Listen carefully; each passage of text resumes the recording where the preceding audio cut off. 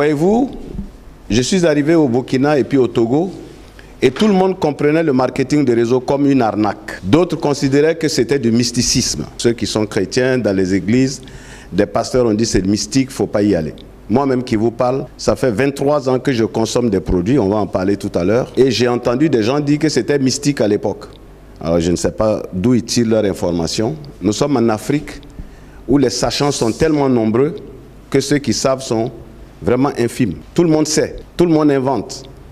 Vous avez des has-been, vous avez des défaitistes, des gens qui sont déjà vaincus, qui sont assis, qui ne voient que le mal partout, qui ne voient que l'échec partout. Ils font des commentaires de choses même qu'ils ne savent pas. Alors moi, je me suis fait violence et j'ai dit, bon, à ma petite mesure, je vais essayer d'en parler.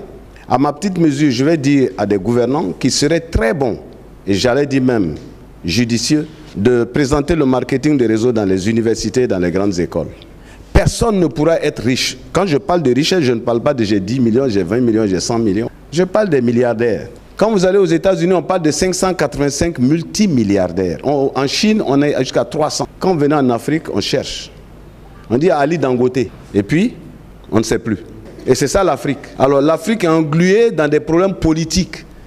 Alors là, on est champion. 164 partis, 160 partis dans des pays. La plus grande puissance mondiale n'a que 2 partis. Et donc nous, on est là dans ça. Alors quand on parle des choses économiques, tout ce qu'on trouve à dire, non, c'est de l'arnaque. Vous allez vers des politiciens, des hommes qui devraient prendre ça pour aider la jeunesse. On ne veut même pas écouter.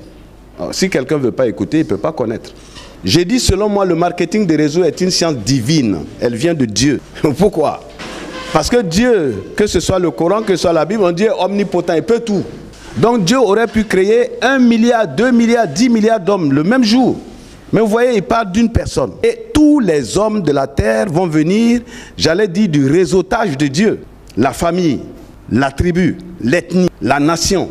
Tout ça, c'est ça le réseautage. C'est Dieu qui est le maître de l'interconnexion entre tous les hommes. Donc comment on peut prendre une telle science pour dire qu'elle est diabolique, qu'elle est de l'arnaque?